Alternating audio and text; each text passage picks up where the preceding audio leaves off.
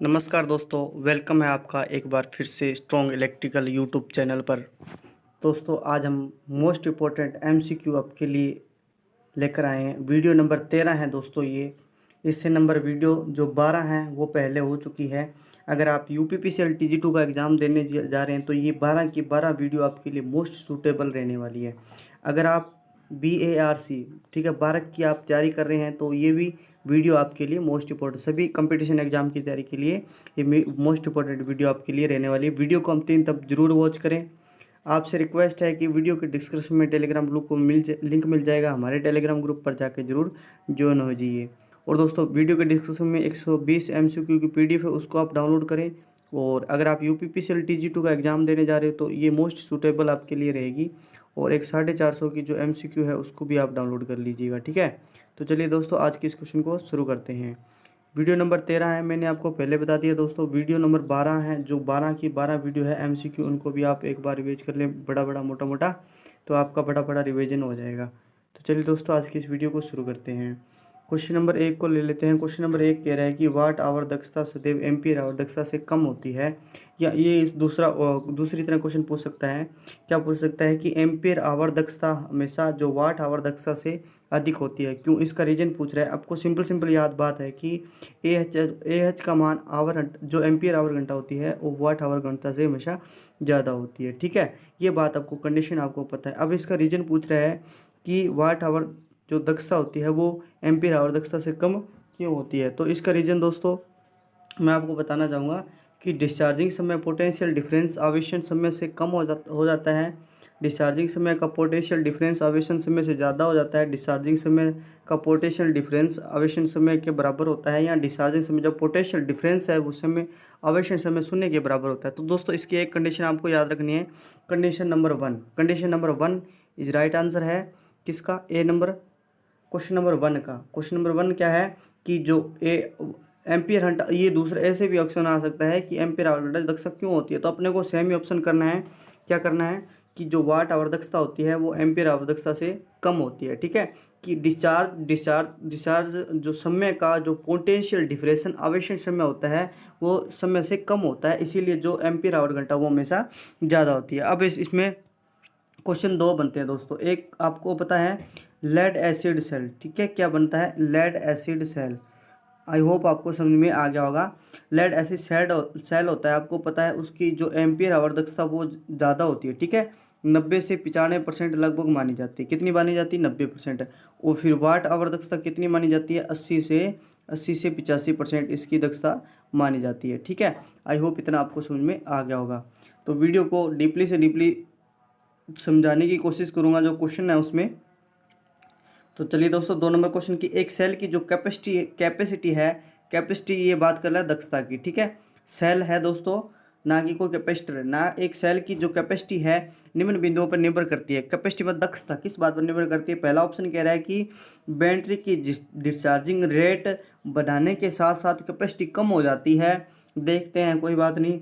Battery की स्थिति पर, बैटरी की कंडीशन पर, एक नंबर ये तो है, ठीक है। बैटरी की कंडीशन पर तो कैपेसिटी निर्भर करेगी, सही बात है, सिंपल सी बात है। इलेक्ट्रोलाइट का घनत्व और मात्रा पर, इस पर भी निर्भर करेगी। तो मतलब अगर आपको उपयुक्त सभी दे रखा है ना, अगर आपको 2 ऑप्शन आते हैं, अगर 2 ऑप्शन सही हैं तो ऑप्शन नंबर डी की तरफ ही जाया करो, मतलब पहला ऑप्शन भी इसका होगा।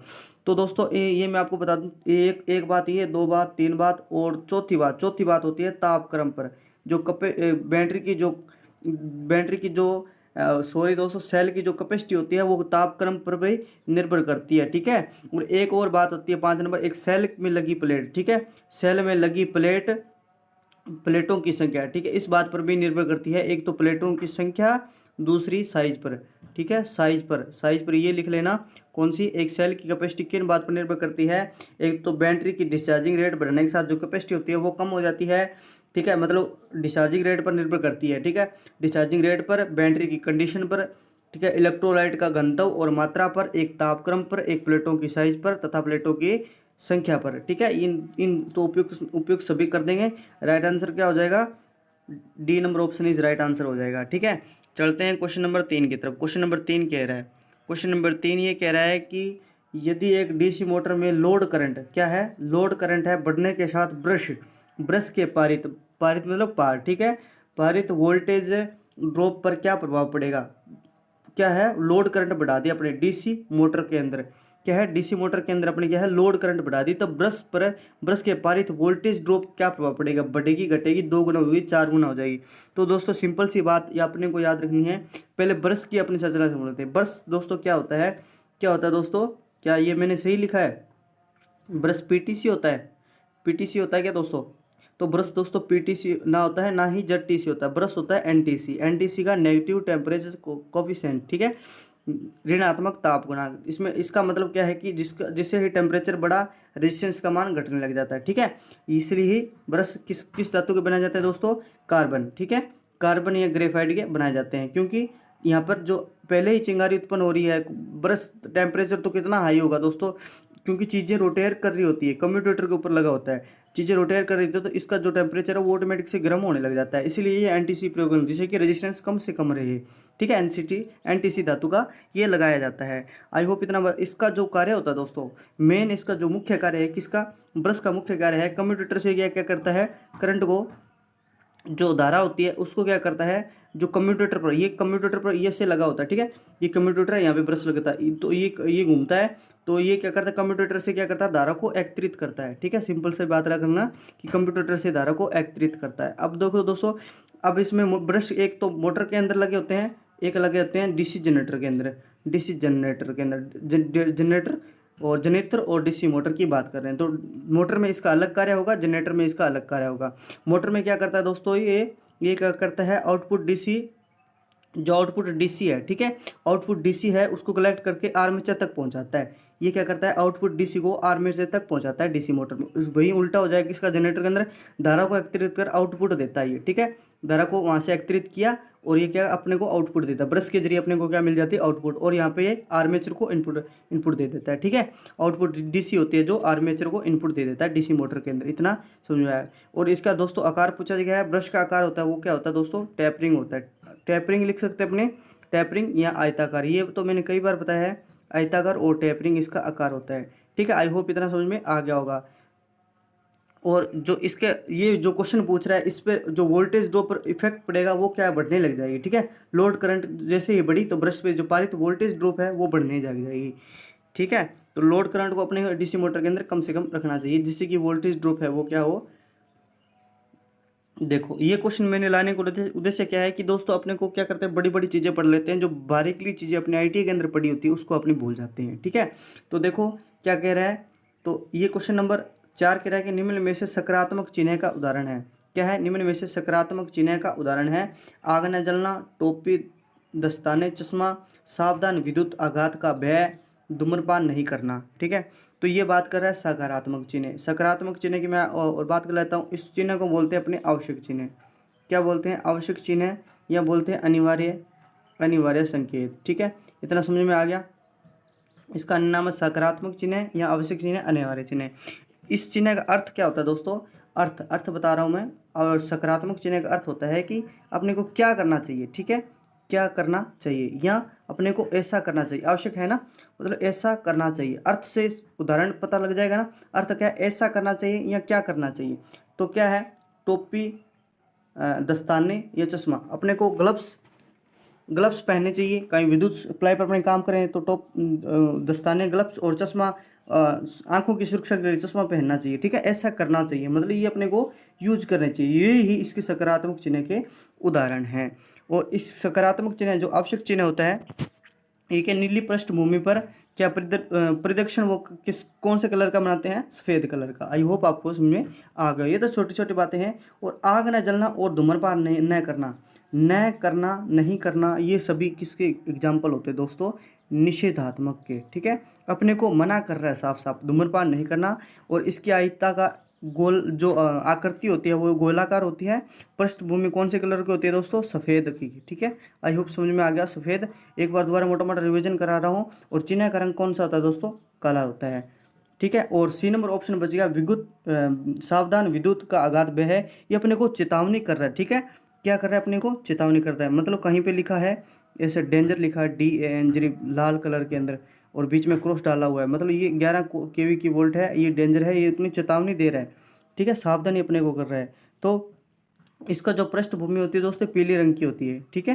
चेतावनी चिन्ह की पीले रंग की पृष्ठभूमि, चिन्ह का रंग कैसा होता है दोस्तों, काला होता है, ठीक है। पृष्ठभूमि पीले रंग की और चेतावनी जो चेतावनी चिन्ह का रंग होता है वो क्या होता है, ब्लैक कलर का होता है। एक और चिन्ह रहेगा है वो साथ साथ में बता ही देता हूँ, आपको समझ में आ गया है, सूचनात्मक, जो कोने को सूचना देता है, ठीक है। इसकी जो पृष्ठभूमि होती है, पृष्ठभूमि हरा रंग की और चिन्ह का रंग सफ़ेद होता है। इसका कोई एग्जाम्पल है तो मेरे को बता दिए, सूचनात्मक चिन्ह का कोई एग्जाम्पल है तो बता दीजिएगा, ठीक है। उसमें क्या कर देंगे, टोपी दस्ताने और चश्मा राइट आंसर कर देंगे। क्वेश्चन नंबर 5 की तरफ पढ़ते हैं। क्वेश्चन नंबर 5 कह रहा है अधिक वोल्टेज जो खालिस्तान मिली एम्पियर से अधिक करंट चलाता है वो शरीर की बाहरी चमड़ी है उसको जला देता है। 200, 400, 600, 800, तो 200 मिली एम्पियर, ये सिंपल से अपने याद रखना है, मिली एम्पियर, ठीक है। मिली एम्पियर अधिक वोल्टेज जो 200 मिली एम्पियर से अधिक करंट को चलाता है वो शरीर की बाहरी चमड़ी को अपने को जला सकता है, ठीक है। आई होप इतनी समझ में आ गई होगी। अब बात करें एक प्रायोगिक वोल्टेज स्रोत में टर्मिनल वोल्टेज का मान हमेशा बैटरी के वोल्टेज के मान से ज़्यादा होता है, कम होता है, बराबर होता है, इकाई होता है। तो ये क्या करता है, एक प्रैक्टिकली पूछा, प्रायोगिक का मतलब होता है प्रैक्टिकल, ठीक है। प्रैक्टिकली पूछ रहे हैं कि प्रैक्टिकली अपने एक होता है आदर्श स्थिति में, एक होता है आदर्श वोल्टेज स्रोत, एक होता है धारा, एक वोल्टेज स्रोत होता है, एक धारा स्रोत होता है, ideal current source, ideal voltage source. और ये प्रैक्टिकली बात कर रहा है और कौन सी स्रोत की बात कर रहा है, वोल्टेज स्रोत की बात कर रहा है। तो ये देखो प्रैक्टिकल में आपको पता है रेजिस्टेंस का मान कुछ ना कुछ होता है, ठीक है। प्रैक्टिकल में कुछ ना कुछ, आइडियल कंडीशन के अंदर जो रेजिस्टेंस होता है वो हमेशा जीरो माना जाता है, क्योंकि उसमें क्यों किसी भी प्रकार की हानि अपने को या रेजिस्टेंस अपने को देखने को नहीं मिलता है किसी भी वायर के अंदर, आइडियल के अंदर। तो इसमें देखो क्या होता है, दरअसल जो टर्मिनल वोल्टेज है उसका जो बैटरी की सोर्स की वोल्टेज वी एस लिख सकते हैं अपने, ठीक है। वी एस सोर्स की वोल्टेज के मान से हमेशा कम होती है, ठीक है। टर्मिनल वोल्टेज से का मान हमेशा जो बैटरी से क्या होता है, बैटरी की वोल्टेज से कम होता है, क्योंकि बैटरी की वोल्टेज ज़्यादा होती है, टर्मिनल वोल्टेज पर कम मिलती है। कारण इसका क्या है कि बीच में जो रेजिस्टेंस वायरें लगी होती है उसमें कुछ ना कुछ तो रेजिस्टेंस होता है, वो वहाँ पे खत्म हो जाता है, ठीक है, प्रायोगिक वोल्टेज स्रोत के अंदर। और अपने आइडियल की बात करें, यहीं अपने आइडियल की बात करें तो दोस्तों मैं आपको एक डायग्राम, इसका यूँ बनता है डायग्राम, ठीक है। इसका यूँ बनता है डायग्राम, ऐसे करके और ऐसे, ठीक है। ये समझ में आ गया होगा। यहाँ पे मिलती है वी टी, ठीक है, ये होता है आर एल, ये वी एल, ये वी एल होता है, सॉरी दोस्तों, ये वी एस होता है। ये सोर्स की वोल्टेज होगी, बैटरी होगी ना, ये प्लस ये माइनस, बैटरी होगी, ये लोड, ये वोल्टेज होगी, ये सोर्स की मतलब वी एल हो गया, ठीक है, लोड की जो वोल्टेज है। इसमें जो रेजिस्टेंस होता है वो जीरो होता है आदर्श कंडीशन के अंदर, ठीक है। और ये यहाँ पे आई एल चल रही होती है, ठीक है, लोड की धारा चल रही होती है।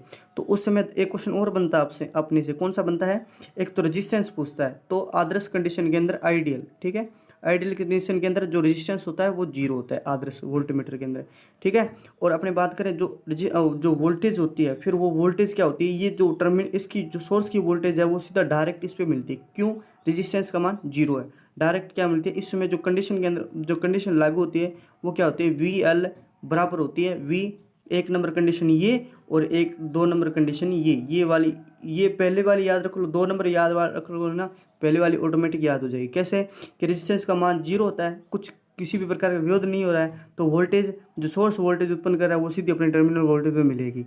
कैसे, इस सोर्स की जो वोल्टेज है वो हमेशा लोड की वोल्टेज या टर्मिनल वोल्टेज का मान हमेशा बराबर होता है एक आइडियल के अंदर, ठीक है। और प्रायोगिक वोल्टेज स्रोत के अंदर हमेशा कम होता है, क्योंकि रेजिस्टेंस का मान कुछ ना कुछ होगा इसमें और खपत करवाया जाएगा, ऐसे ही कम होती है। आई होप इतना समझ में आ गया होगा। तो चलिए दोस्तों अगला क्वेश्चन को ले लेते हैं। क्वेश्चन नंबर 7 ये कह रहा है, क्या कह रहा है कि एक घर में 220 वोल्ट 40 वाट के जो 5 बल्ब लगे हैं, बल्ब 5 घंटे जो प्रतिदिन की दर से 30 दिन चलते हैं, बल्ब द्वारा एक माह में व्यय की गई ऊर्जा की गणना करें। क्या करते हैं अपने ये ऑप्शन की तरफ भी देख लिया करो, क्वेश्चन अगर नहीं आता तो मतलब अपने को के डब्ल्यू एच ज्ञात करनी है दोस्तों, ठीक है, अपने को यूनिट ज्ञात करनी है। तो इसके लिए सीधा सा फॉर्मूला होता है एक के डब्ल्यू एच बटे हज़ार, के डब्ल्यू एच बटे हज़ार। देखो इसमें करते हैं के डब्ल्यू एच के इंटू 5, ठीक है। और कैलकुलेशन करते हैं कितने दिन चलाना है, वाट घंटे, 5 घंटे है ना, 30 दिन चलते हैं, तो 5 इंटू, ठीक है, 30 इंटू 5 अपॉन के अंदर 1000 लगा देंगे, 1000 लगा देंगे। जीरो से जीरो कैंसिल हो जाएगी, जीरो से जीरो उठ गई और क्या हो जाएगा, 5 चौके 20, ये 5 चौके 20 आ जाएगा और ये आ जाएगा। ठीक है, यहाँ से कितना बचा था, 4 5 20। हाँ दोस्तों, जीरो से जीरो गई, जीरो से जीरो गई, सेम सेम आंकड़ा देख लो। अपने को के डब्ल्यू एच ज्ञात, यूनिट अपने को ज्ञात करनी है, 1000 का भाग दे देंगे 40 वाट के जो 5 बल्ब हैं, 40 वाट के 5 बल्ब हैं, कितने घंटे चल रहे हैं, एक माह मतलब 30 दिन का निकालना है, प्रतिदिन 5 घंटे चल रहे हैं। ठीक है, तो नहीं, जीरो से जीरो गए, 5 कितने हो गए, 20 हो गए, 5 के 20 हो गए, फिर इस 20 से ये जीरो गई, कितने बचे, 2 बच गए, 3 बच गए, 5 बच गए, 3 दूनी 6, 6 5 30, 30 यूनिट इसका राइट आंसर हो जाएगा।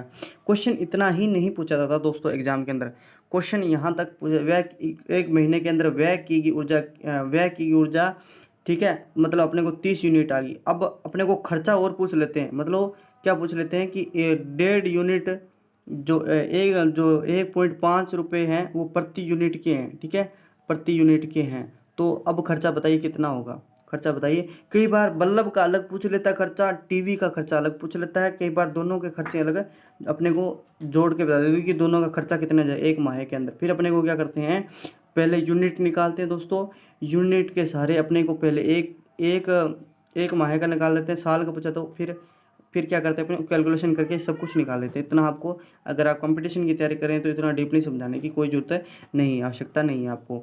विशेष साधन का जो प्रतिरोध है वो कितना है, 95 ओम है, और जो वोल्टेज सप्लाई है 240 वोल्ट है, सप्लाई से जोड़ा गया शक्ति क्या कहें। पावर अपने को ज्ञात करनी है, आर अपने को दे रखा है और वी अपने को दे रखा है।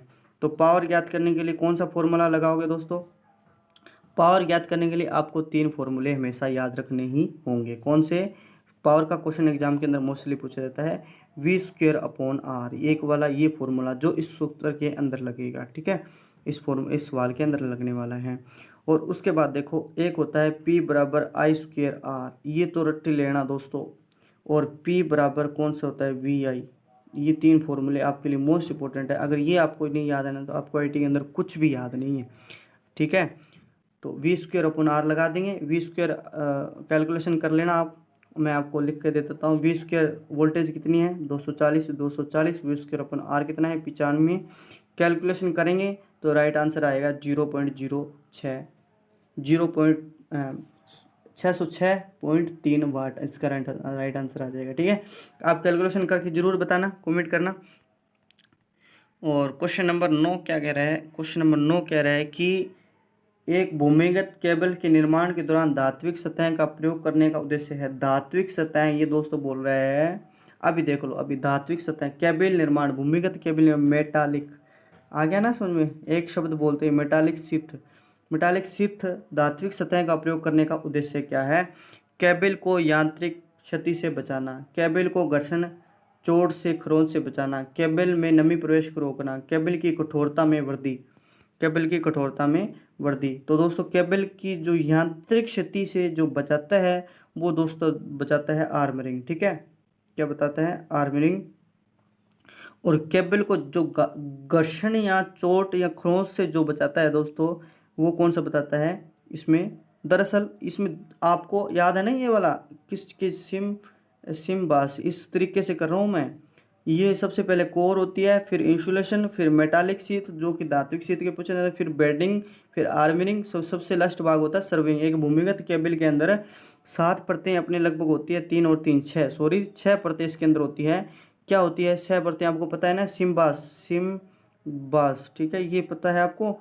कोर होती है सबसे पहले, इंसुलेशन लगा होता है, और ये मेटालिक शीट होती है, ये बेडिंग होती है, ये आर्मिंग, और सर्विंग सबसे लास्ट भाग होता है सर्विंग। इसके बाद ये क्या होता है, एक भूमिगत केबल होती है जब पूरी हो जाती है।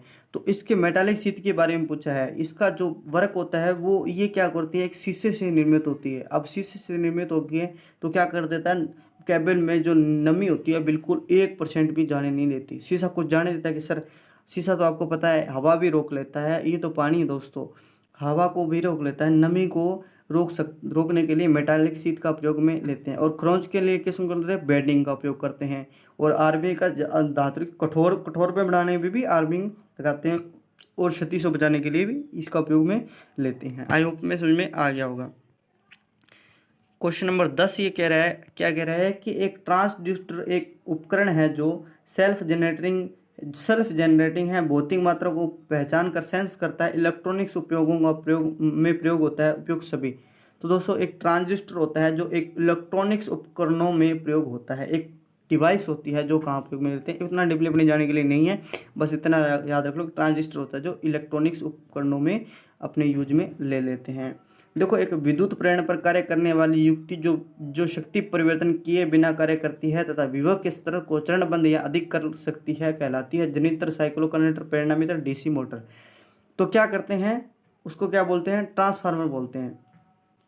देख विद्युत प्रेरण पर कार्य करने वाली ट्रांसफार्मर की एग्जाम के अंदर अगर अगर परिभाषा पूछ भी ली तो सिंपल सी नहीं पूछेंगे कि वोल्टेज बढ़ाने और घटाने के लिए कौन सी युक्ति का प्रयोग करें, कुछ ना कुछ घुमा फिरा के अपने को जरूर देने वाले हैं। ट्रांसफार्मर होता है, आपको पता है, म्यूचुअल इंडक्टेंस के सिद्धांत पर कार्य करता है। और यहाँ तक ये बात कर रहा है कि शक्ति परिवर्तन के मतलब शक्ति में फ्रिक्वेंसी और पावर को कभी नहीं ट्रांसफार्मर बढ़ाता है, हमेशा वोल्टेज व करंट को ही ट्रांसफार्मर बढ़ाता है। ये आपको बात याद है या नहीं है भी, वोल्टेज जिस ट्रांसफार्मर में वोल्टेज बढ़ती है उस ट्रांसफार्मर धारा है वो अपने आप घट जाती है, और जिस ट्रांसफार्मर में अपने को वोल्टेज बढ़ाते हैं और उस बढ़ाते हैं या घटाते हैं, मतलब उल्टा सिस्टम होता है। ठीक है, अगर वोल्टेज बढ़ेगी किसी ट्रांसफार्मर के अंदर तो जो ट्रांसफार्मर है वो जिसकी धारा है आउटपुट वो घटने लग जाएगी, और जिसमें वोल्टेज कम होती है उसमें धारा है मैक्स वो बढ़ने लग जाएगी। उल्टा सिस्टम होता है, विपरीत होता है। ठीक है, स्टेप डाउन के अंदर। और जिस साइड आपको जिस साइड क्या है, जिस साइड टर्न अधिक मिलती है अपने को, उस साइड क्या होता है कि हमेशा वोल्टेज का मान अधिक होता है। जिस साइड टर्न अधिक है उस साइड वोल्टेज का मान हमेशा अधिक होती है, और ट्रांसफार्मर की टर्न प्रति वोल्टेज का मान हमेशा बराबर होता है। ठीक है, ये आपको समझ में आ गया होगा। और ये देखो घुमा फिर के भेज रहा है कि विभव के स्तर को चरणबद्ध किया गया, विभव के स्तर को चरणबद्ध कम या अधिक कर सकती है कहलाती है। बिल्कुल एकदम सिंपल सी परिभाषा है, साफ साफ सुथरी अक्षर शब्दों में लिखा गया है कि इसे ट्रांसफार्मर कहते हैं।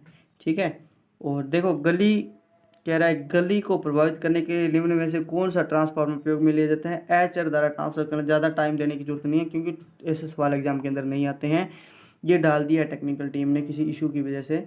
तो एचआर धारा ट्रांसफार्मर इसको कहते हैं, गली को इतना याद रख लेना। ठीक है, आई होप आप समझ में आ गया होगा। क्वेश्चन नंबर 13 के ले लेते। 13 कह रहा है कि यदि एक थ्री फेज वाली मोटर है, मोटर केवल 2 फेज के साथ संचालित होती है तो इसे सिंगल फेसिंग कहा जाता है। ये बात याद रख लेना, क्या कहलाता है, सिंगल फेसिंग। एक क्वेश्चन अपना का यहाँ से, अंततः इसे मोटर जल जाएगी, लोड नहीं उठाएगी, 3 गुना चलाएगी, दक्षतापूर्वक नहीं चलेगी। मोटर चल तो जाएगी लेकिन अपनी पहले वाली एफिशिएंसी के साथ मोटर नहीं चलेगी। दोस्तों क्या है यहाँ पे, श्री संट कंपाउंड कौन सी मोटर भी नहीं बात कर रहा है, ये मोटर दे रहा है, अब पता नहीं मोटर इंडक्शन दे रहा है या डीसी दे रहा है। ठीक है, दक्षता पूर्वक नहीं चलेगी मोटर, एक 3 फेज वाली मोटर केवल 2 फेज पर संचालित करेंगे तो दक्षता पूर्वक नहीं चलेगी। ठीक है, इतना समझ में आ गया होगा। क्वेश्चन नंबर 14 को ले लेते हैं। चलो 14 की तरफ। 14 नंबर, हाँ, एक नियंत्रण छड़ का कार्य है रिएक्टर में उत्पन्न ऊष्मा को कम करना, न्यूट्रॉन की गति को कम करना, अतिरिक्त न्यूट्रॉन को सोखना, उपयुक्त ए व जी सी। नियंत्रण छड़ मैं आपको बता दूं, ये दोस्तों किसका भाग है, ये हाइड्रो पावर प्लांट का या तापीय पावर प्लांट का। तो दोस्तों नहीं, दोनों ही नहीं है, ये है दोस्तों नाभिकीय शक्ति संयंत्र का भाग है। कौन सा, नियंत्रण छड़। तो इसका जो वर्क होता है वो क्या होता है, रिएक्टर में उत्पन्न ऊष्मा को कम करना व न्यूट्रॉन गति को कम करना। ये 2 इसके रीजन होते हैं, इसीलिए ऑप्शन नंबर डी की तरफ जाएंगे। नियंत्रण ये किसकी बनी होती है, कई बार एग्जाम के अंदर क्वेश्चन आ जाते हैं। जो कंट्रोलिंग रोड होती है ये बनी जाती है दोस्तों कैडमियम या बोरोन की। ठीक है, कैडमियम व बोरोन की ये बनाई जाती है। इसके 2 एक और ये भी ऑप्शन हो सकता था, मतलब तीनों ऑप्शन हो सकते थे, अपने 2 इसकी तरफ जाएंगे। ठीक है, क्योंकि ये ऑप्शन भी हो सकता है। इसमें दरअसल क्या होता है, एक छड़ होती है, क्या एक रोड होती है जिसको ऊपर, अगर उसको ऊपर उठाते हैं तो क्या कहते हैं, जो नियंत्रण छड़ होती है, कंट्रोलिंग रोड होती है, वो क्या न्यूट्रॉन को अधिक से अधिक मात्रा में न्यूट्रॉन को सोखने लग जाती है। ठीक है, छड़ के अगर रोड को अपने ऊपर उठा देंगे तो जो न्यूट्रॉन है वो अधिक से अधिक सोखने लग जाएंगे और जो उसके रोड को अगर नीचे कर देते हैं तो वो कम मात्रा में अपने को न्यूट्रॉन को सोखने लग जाती है। ठीक है, ये भी ऑप्शन हो सकता था, लेकिन अपने डी नंबर की तरफ जाएंगे। रिएक्टर में उत्पन्न की ऊष्मा कम करना, इसको ज़्यादा महत्व देंगे। ठीक है, न्यूट्रॉन की गति को कम करना, बी नंबर ऑप्शन को ज़्यादा महत्व देंगे अपने को। और ए नंबर ऑप्शन नंबर सही हारे हो सकते थे, बट अपने डी नंबर ऑप्शन की तरफ जाएंगे। महत्व ज़्यादा किसको देंगे, इसको। देखो क्वेश्चन नंबर 15 कह रहा है कि किस रंग की जो एलईडी है लैंप का उपयोग आमतौर घरेलू उपयोग में लिया जाता है। ये कर रहा है कि अपने घरेलू घर में जो एलईडी उपयोग में लेते हैं वो कौन से कलर की होती है, कौन से कलर की होती है, सफ़ेद कलर। सबको पता है लाइट एमिटिंग डायोड होता है, वो घर में सफ़ेद कलर का लाया जाता है आम, इसीलिए बेसिकली बात है। लाइट एमिटिंग डायोड प्रकाश उत्सर्जक डायोड होता है। और एक इस एलईडी का जो रंग होता है वो किस बात पर निर्भर करता है, तो याद रख लेना, इसके अंदर जो पदार्थ भरा हुआ है, इसके अंदर इसके अंदर कौन सा पदार्थ भरा हुआ है उसी पदार्थ पर निर्भर करता है इसका रंग। ठीक है, ये मैंने आपको डीपली क्लासेस दी हुई है, आप जाके देखिए प्लेलिस्ट के अंदर बहुत सारी वीडियो आपको मिल जाएगी एमसीक्यू की, कि इस जो एलईडी के अंदर कौन सा रंग ये प्रकाश देगी, इसके अंदर भरे गए पदार्थ पर निर्भर करता है। ठीक है, और ये किस में निर्मित होती है, 7 सेगमेंट वाली भी होती है, पता है आपको सब कुछ। तो ये देखो ट्रांसफर मोस्ट इंपॉर्टेंट, आज का मेरे को सबसे ज़्यादा मोस्ट इंपॉर्टेंट क्वेश्चन यही लगा कि एक ट्रांजिस्टर में अंकन पहला अक्षर इसकी खालिस्तान को दर्शाता है और दूसरा अक्षर खालिस्तान को दर्शाता है। एक ट्रांजिस्टर अपने को लिया, ठीक है, एक ट्रांजिस्टर अपने लिया, उस पर यूं करके कुछ कोड लगे होते हैं, हमको पता है ना, ऊपर पता नहीं क्या लिखा होता है। जो पहला अक्षर और अंतिम अक्षर वो क्या बताता है, तो पहला अक्षर जो ये बताता है वो सामग्री, किस सामग्री का बना हुआ है। वो लास्ट जो अंतिम अक्षर होता है वो करता है इसका प्रयोग, इसका प्रयोग कहाँ लेंगे। ये दोस्तों आगे मोस्ट इंपॉर्टेंट, अपने इसकी आईटीआई के अंदर इतना डीपली नहीं जाते हैं, पर भी मैंने ये क्वेश्चन डाला है। देखो अपने को इतना याद रखना कि सामग्री और प्रयोग को, जो पहला अक्षर है वो सामग्री को दर्शाता है, दूसरा अक्षर इसका प्रयोग को दर्शाता है। ये दोस्तों बीटेक लेवल के सवाल आगे चले जाते हैं थोड़े से, ये कोड अपने ज़्यादा मोस्ट इंपॉर्टेंट नहीं होते हैं। ठीक है, तो ज़्यादा मोस्ट इंपॉर्टेंट नहीं होते हैं, आपको इसको सिंपल सा याद रख लेना है। क्वेश्चन नंबर 17 को ले लेते हैं। क्वेश्चन नंबर 17 क्या कह रहा है, जल्दी जल्दी करते हैं, क्लास 27 मिनट की होगी। किसी एम्पलीफायर में इनपुट के लिए 180 डिग्री का output phase signal feeding back हो रहा है, तो इस फीडबैक को किस नाम से जाना जाता है, ऋणात्मक फीडबैक से जाना जाता है। किस नाम से, ऋणात्मक। 180 डिग्री को जो आउटपुट है वो फेज सिग्नल फीडबैक हो रहा है, तो ऋणात्मक, सिंपल सी बात है, ऋणात्मक से जानेंगे। ठीक है, क्वेश्चन नंबर एक, ऑडियो ऑसिलेटर में क्या उपयोग में लिया जाता है। एक ऑडियो ऑसिलेटर में हमेशा धनात्मक फीडबैक होता है, याद रख लेना दोस्तों, मोस्ट इंपॉर्टेंट बात है। एक ऑडियो ऑसिलेटर में कौन सा फीडबैक होता है, धनात्मक फीडबैक उपयोग में लेते हैं। शून्य और इकाई फीडबैक का नाम कोई नहीं है, 2 नंबर ऑप्शन कट के सीधे और पॉजिटिव फीडबैक कर देना। क्वेश्चन नंबर 19, निम्न में से कौन सी युक्ति स्विच की भांति कार्य नहीं कर सकती है। डायोड कर सकता है, ट्रांजिस्टर कर सकता है, आईसी कर सकते हैं, इंटीग्रेटेड सर्किट, ट्रांसफार्मर है जो एक स्विच के रूप में भांति उपयोग में नहीं ले सकते हैं। ठीक है, ट्रांसफार्मर की भी ब्रेक वर्किंग प्रिंसिपल मैंने आपको समझा के आया हूँ पीछे। निम्न में से कौन सी है सबसे अधिक तीव्र स्विच डिवाइस है, JFTC, BJT, मोसफेट, ट्राइक। तो मोसफेट है सबसे अधिक। Segment oxide C number option right कर देंगे। Metal oxide semiconductor field effect transistor. आज के लिए इतना ही, धन्यवाद, मिलते हैं नेक्स्ट वीडियो में जल्दी।